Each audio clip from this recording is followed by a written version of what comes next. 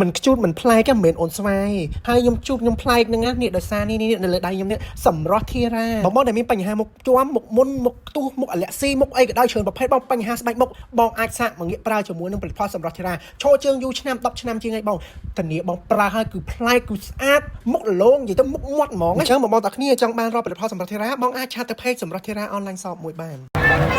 subscribe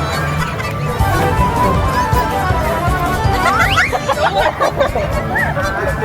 lỡ